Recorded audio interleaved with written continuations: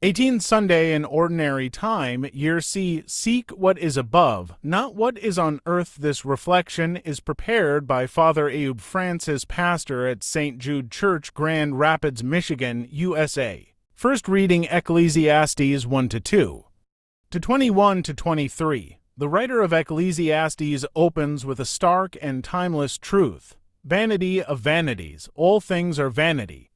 This ancient lament captures the restlessness of every age, reminding us how easily we become slaves to our labor, worrying over what we will leave behind.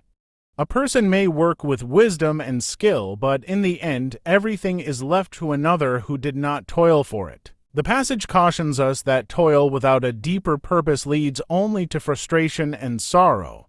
Even in our sleep, anxiety over our possessions can rob us of peace. The lesson is clear. Our labor must not merely be for accumulation, but must be anchored in God's will and eternal purpose. Psalm 90-3-6, 12-14, 17. This psalm beautifully contrasts God's eternity with our mortality. We are reminded that we return to dust, like grass that springs up in the morning but fades by evening. The psalmist pleads with God, teach us to number our days, that we may gain wisdom of heart. By praying for God's favor to rest upon the work of our hands, we are invited to offer our efforts to something greater than ourselves, to labor with divine purpose and meaning. Second reading Colossians 3-1-5, 9-11, St. Paul exhorts us to seek what is above.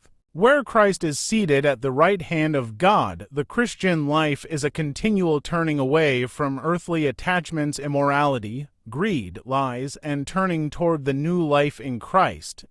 Greed, Paul says, is idolatry because it displaces God from the center of our hearts. In Christ, our true self is revealed, and we are called to live not in division or ego, but in unity, compassion, and truth.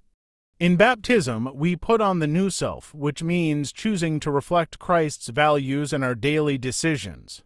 In this new life, distinctions fade away. What matters is that Christ is all and in all. Gospel according to St. Luke 12:13-21. Jesus is approached by someone seeking help with an inheritance, but he refuses to be drawn into material disputes.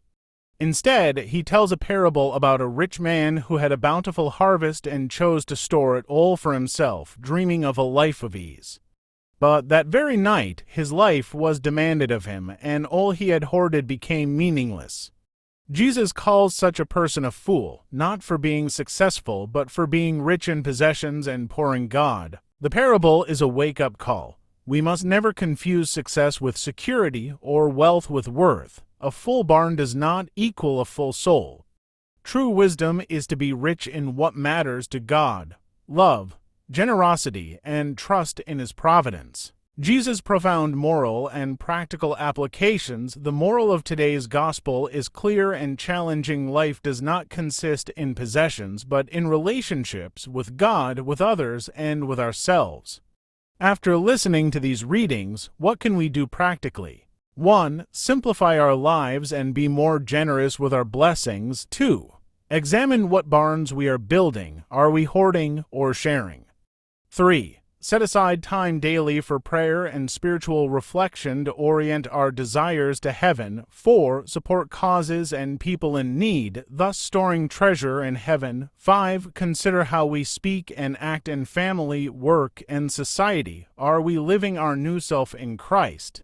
Living the Gospel, inspiring examples from saints and everyday disciples. Here are a few more variations you might consider. Walking in faith, saints and ordinary lives transformed by the Gospel, witnesses of the Word, saints and lay people who lived the Gospel. From the altar to the street, gospel living in saints and everyday people. Faith in action, gospel living through saints and ordinary lives, the gospel lived, holy lives from every walk of life. St. Francis of Assisi gave up a wealthy inheritance to embrace a life of holy poverty and became rich in joy and compassion. St. Oscar Romero, Archbishop of San Salvador, lived simply and gave voice to the poor.